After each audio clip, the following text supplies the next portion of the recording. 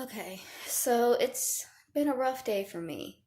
The furniture didn't arrive and it's been rescheduled for Friday, but I have barely slept in the past 2 days because I'm anxious about the furniture arriving. So, now it's just kind of 3 more days of anxiety. But the stove is supposed to be here tomorrow and the fridge too, so hopefully those will show up and be okay. Um, It's also been a hard day for me just with my own thoughts, staying home all day to wait for the furniture. It leaves me alone with my thoughts, and my thoughts right now are not great because of the stigmatizing lies that are being posted about on my Facebook over the situation with me and Amy and the Keystone Pipeline. And what hurts the worst is that they're still calling me a drug addict. And they're still seeing me as a drug addict. And the reason that hurts is because I used to be a drug addict. And I'm not anymore.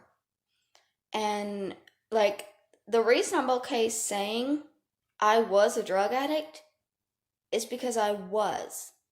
And I don't see shame in the mistakes that I made because I got past it. Back in 2009, after the murder, after the captivity situation, I was an extremely messed up person. I already had PTSD before the whole situation happened, and I went off the rails crazy. I was not in control of myself. I was in and out of mental hospitals. That's when I first started doing drugs. And it wasn't like cocaine or crack, or it was morphine. I was addicted to pain medication. And then later I was addicted to benzos, Xanax, anxiety medication. Medications that were eventually prescribed by doctors. I didn't get them that way originally. I had a boyfriend whose grandmother had a surplus supply and he just started giving to them. At first, I didn't even know what I was taking. I was fully addicted to morphine before I learned what it was because he was giving me these pills to help me rest, and he said that they were his grandma's, they were to help me sleep. They put me to sleep. Sure as fuck, you know? And it wasn't until we broke up and I started detoxing and I called him begging to find out what I was on that I found out that I was even an opiate addict. I didn't know what I was taking. And I was detoxing in court. The day that I went to court for the murder, I was detoxing off of a drug I didn't know I was addicted to. That's how messed up I was. And that was in, I want to say 2012, possibly 2013, but I think we did that in 2012. So there was about 2 years that I was very heavily addicted to drugs. And I haven't lied about that. I jumped around from bed to bed, whoever could get me what I needed. I broke my own bones and went to the hospital for my fix. I was a junkie. And I nearly died coming down off of that. Because there came a day when my grandmother had a heart attack and she went to the hospital. She was in the hospital for I think a full month that time. And the doctors told me that she couldn't be left alone anymore. If I wasn't going to be at the house with her, she would be put in a nursing home. And that was it.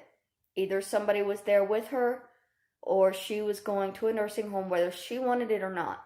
And she was terrified of nursing homes because her mother was killed by a nursing home.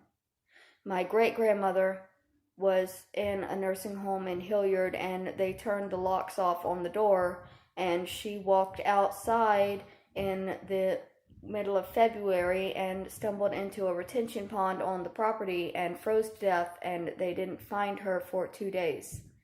And my grandmother was terrified of nursing homes because of that reason.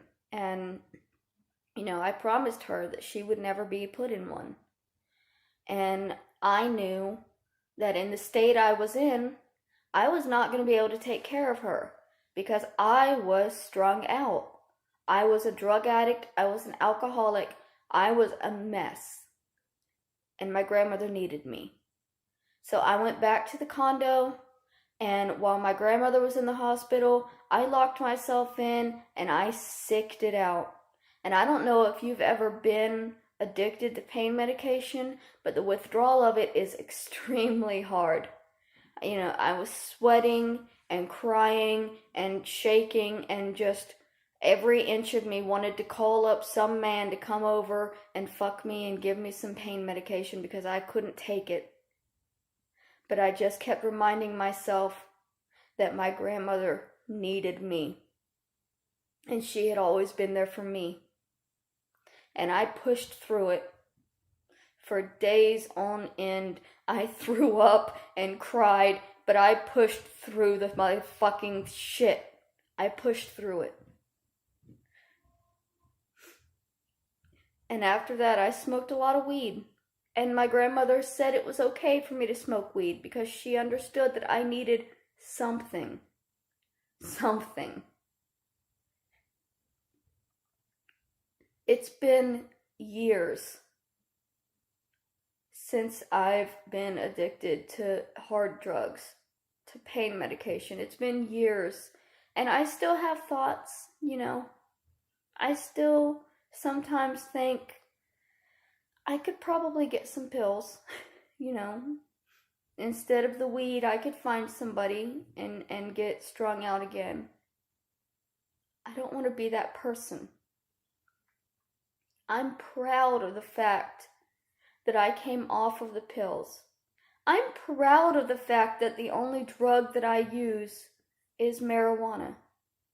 And I am tired of being stigmatized and labeled a drug addict because I use marijuana in a state where it's legal.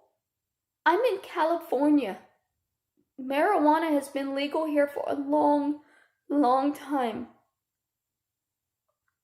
And people are still saying that I'm a drug addict for using it and making assumptions because they know other homeless people that do drugs. They know other people that wouldn't have been on the street as long. They know other people that got over whatever they were on, and so since I can't, then obviously I'm not trying, and it's just because I'm a drug addict that wants to sit around and be bought drugs, and it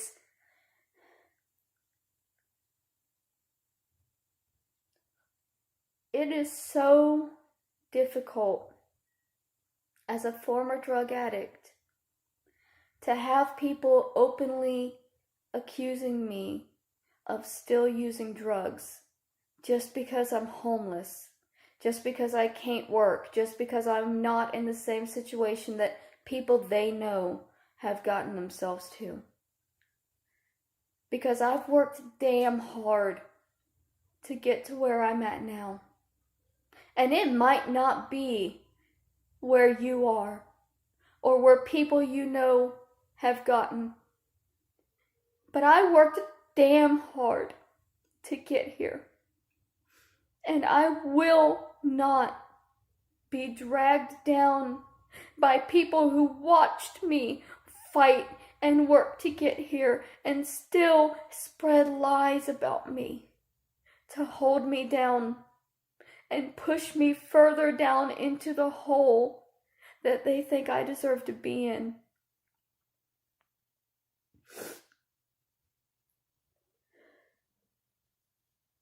Sorry.